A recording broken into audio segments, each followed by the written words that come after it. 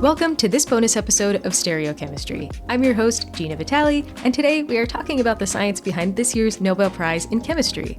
The prize this year was announced on October 8th, which is the same day that we recorded this episode, and it was given to 3 scientists for their work on metal organic frameworks, more commonly known as MOFs. Those scientists are Susumu Kitagawa of Kyoto University in Japan, Richard Robson of the University of Melbourne in Australia, and Omar Yaghi of the University of California, Berkeley in the United States. We're going to get into all the details and break down what MOFs are, but if you want even more in-depth coverage, including decades of past reporting on MOFs, definitely check out our website, cen.acs.org. We will also include some links in the show notes. Okay, to help us understand the magic and mystery of MOFs, we are going to bring in senior editor and multi-talented physical sciences reporter, Prachi Patel. Prachi, I know you've been up since pretty early today, so thank you for coming on to talk about the prizes. Hi, Gina. It's great to be here. It was an exciting day for us material nerds, and between the excitement of the Nobel Prize going to materials chemistry research and the obscene amounts of coffee I've had today, I am excited. Yeah, that's a real theme on Nobel Day, I think. And I'm glad that you mentioned materials, because when I think of materials, I feel like just like as a word association thing, I think of Prachi. Like your coverage has just become so intertwined to me with materials. So I feel like you are definitely the right person to be talking to about MOFs today. So in a really simple way, like for somebody who isn't familiar with MOFs already, how would you describe MOFs, which again stands for metal organic frameworks? So the name kind of gives away what they are. So they're these they are really beautiful to look at. They're these well-ordered crystalline solid structures that have metals and organic molecules that they're built with. Yeah. Yeah, so I think of them as structures that kids would build from Tinker Toys or K'NEX, pick your favorite construction toy. There are these kind of joints that are made of metal ions or clusters of metal ions. Okay. And then the beams or the struts that connect these joints are made from organic molecules. So they kind of combine organic with inorganic. Okay. In the Nobel announcement, they mentioned Hermione's handbag for people who are familiar with Harry Potter. Oh, really? It is like that. It's this magical handbag where it just keeps going, Yeah, something they mentioned in the Nobel press release, they called it something like creating rooms or something, little rooms inside molecules. I thought was a cool way to describe it. We actually did a stereochemistry episode back in 2018 about MOFs, and we'll link that in the show notes. But the way they described it, I thought was cool, which was like, imagine like a lattice made of marshmallows and toothpicks, right? And the marshmallows are the metals and the toothpicks are the organic compounds. And I feel like that's also like a fun way to visualize how these metals are anchoring and forming this grid system with all this space in between that becomes really important. So why do MOFs matter? They sound cool, but practically what is so cool or important about them that they deserve to win this Nobel Prize? Right. So the porosity, I think, is key, right? That having that really porous structure with a big surface area where you can put basically a lot of chemicals into is a simple way to think about it. Yeah. They're very versatile, too. They have these metallic joints, inorganic joints, and the organic linkers. And so by changing those components, you can kind of create this just unending variety of MOFs. You can change the pore sizes, and that changes how they behave. And so with that versatility and the ease of making them, too, they're very easy to make from solution. With the right conditions, these structures should just kind of self-assemble out of solution. Yeah. So that porosity, that amazing tunability, and the ease of making them just creates this playground for researchers to make a lot of new materials with different functionalities. Yeah. And so, for instance, researchers have already made over 100,000 MOFs, I think, is the last record number. And there are so many more to come. There are so many more designs that people could actually synthesize. Interesting. And because they're so tunable, like you were saying, because they're so customizable, you can just make a MOF for, a variety of functions, basically. Right. Yeah. I mean, there are so many applications that people have thought of that some of them are being implemented already and lots more that people keep experimenting with. And it seems like there are new MOFs reported pretty much every day. Gotcha. I can think of like a few different crystalline or lattice type molecules with that same kind of, maybe not the same kind of porosity, but that also have porosity. I'm thinking like graphene, for instance. What makes a MOF stand out? What makes them more functional or more useful?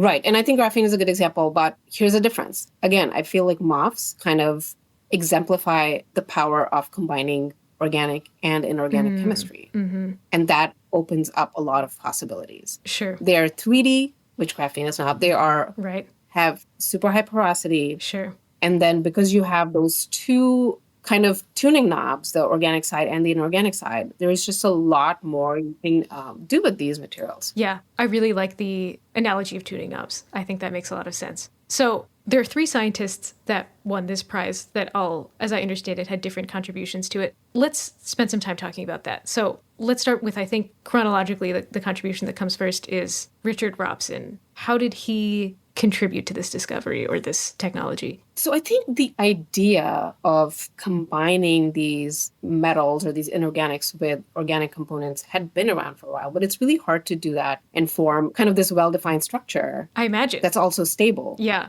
And having that giant porosity, right? You have like these little structures basically holding a lot of space. Sure. And they need to be solid and stable. Yeah. So that was hard to do. And so Richard Robson's contribution, he was inspired by the structure of diamonds. And he came up with the idea of connecting metal ions with these nitrile molecules that are tetrahedral. Yeah. So they have this diamond-like structure that gives them a lot of stability. Sure. While still having that porous structure. Okay. I think that was work he did in the late 1980s. Okay. And some of those materials that he made were the first MOFs. Yeah. But they were also fragile. They were not the most stable and they collapsed very easily. Interesting. But his work was kind of laid the groundwork for MOFs in the future. Yeah, that sounds like sort of the proof of concept for the idea. So then tell me about Susumu Kitagawa. How did he contribute? Just a few years after Robson created these first MOFs, Susumu Kitagawa's contribution here was that he figured out how to make these MOFs stable. Yeah. And that was key to make them practical, to find ways to use them. So he made constructs that were stable enough that you could put gas molecules in them and then take them back out without collapsing these structures. Yeah, which is not a small feat, right? It is not a small feat. Yeah. It just makes it possible then to use these structures to do practical, meaningful things like hold hydrogen gas, for instance, as a fuel. Store hydrogen gas in them, take it out when you need it. Or, for instance, soak up a lot of carbon dioxide. Yeah. And then take that carbon dioxide out either for storage or for use. Right. So, yeah, his contribution was that he really made MOFs more practical. Yeah. That kind of takes us to Omar Yaghi, who, I'll just note since I live in Berkeley, Omar Yaghi is a Berkeley professor. Go Bears. What was Omar Yaghi's contribution to MOFs?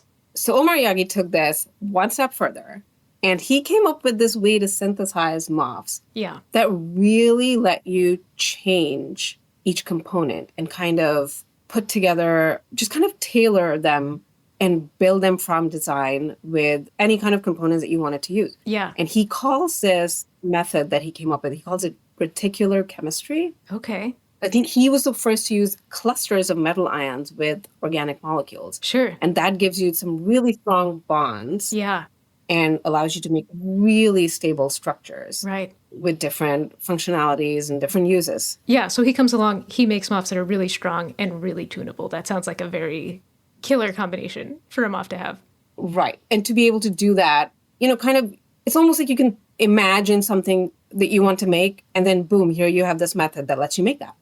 Another reason Omar Yaghi deserves this prize is because his lab has been instrumental in getting these materials out of the lab and into a practical real-world space where he has a couple startups. One of his startups is commercializing these kind of compact, these microwave-sized reactors that use MOFs basically to soak up moisture from air, even in very dry, like desert-type environments. Okay. So, which really opens up the possibility of producing clean, potable water in places where people really need it. Yeah.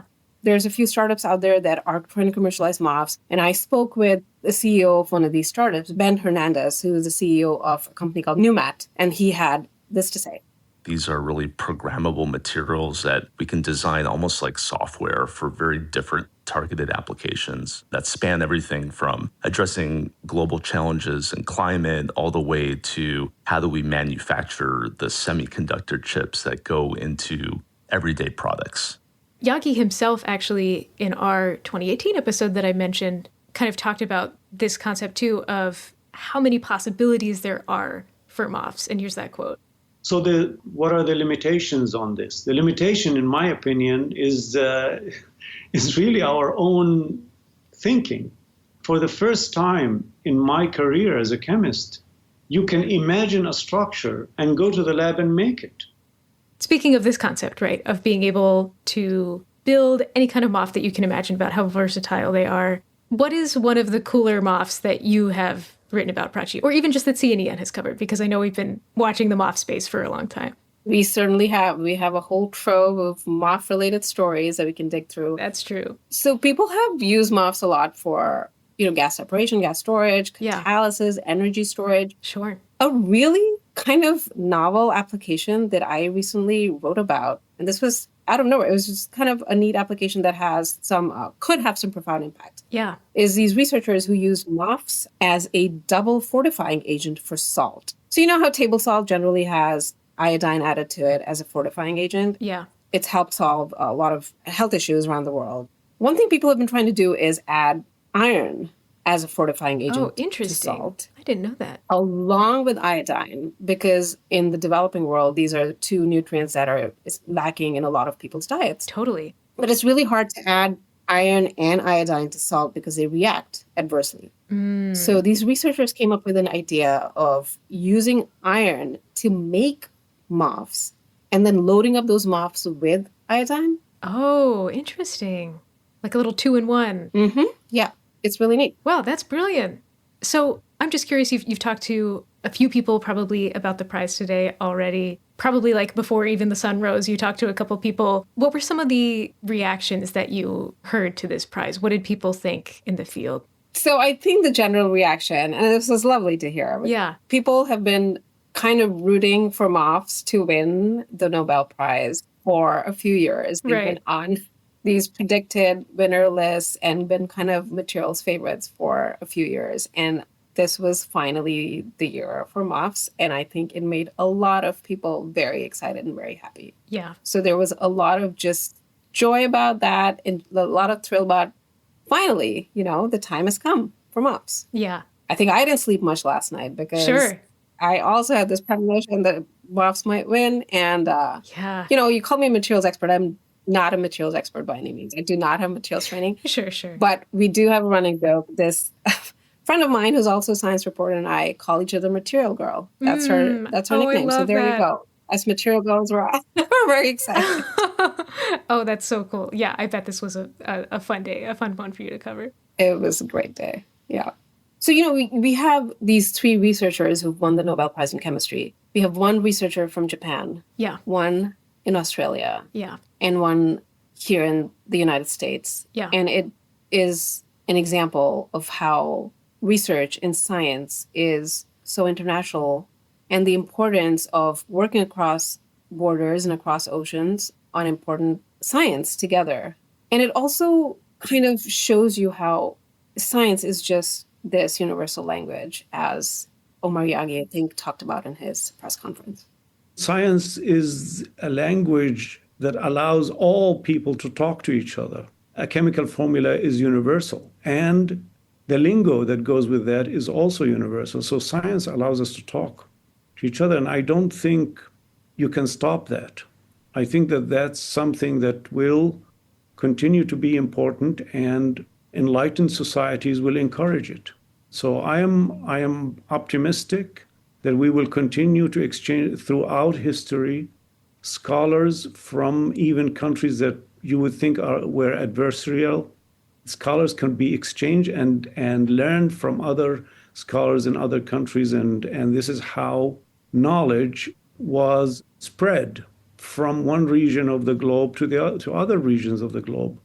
I also just wanted to mention that, this is international research, and it kind of shows the kind of value of those international collaborations. And then MOFs have taken off really all over the world. And if you look at some of the scientific research that's happening around the world, for instance, universities in China kind of lead the number of research papers that come out of MOFs every year. Mm-hmm. But then there's also research happening everywhere from, I think the countries that lead in patents outside of China are, Saudi Arabia, South Korea. Sure. So it's really this research that kind of spans boundaries and spans the world. And that makes it even more exciting because people in different geographical locations around the world can come up with, applications that are pertinent to those areas. Right. That's so cool to see because the needs are probably so unique in one place to another, but we have this tool that is like so versatile that it could be used for totally different things in totally different places. That's a really good point. Did any of your sources that you talked to speak to kind of like the general impact of this field, of this discovery of MOFs that has now grown into kind of its own field? How big of a deal is this? What kind of mark will this leave on chemistry? So Ben Hernandez of NUMAT said it perfectly when he said that this was really the start of a new field of chemistry, and that can have a big impact. The creation of a new field of chemistry is something that is incredibly difficult and kind of comes around very few times every generation. And I do think that this field of chemistry is kind of, in many ways, not only new and novel, but the potential to profoundly kind of impact so many diverse fields of industry is truly unique. Yeah, I think that's actually a really great note to end on. Prachi, thank you so much again for coming on the podcast, explaining all of this really cool material science. I have definitely learned a lot about MOFs.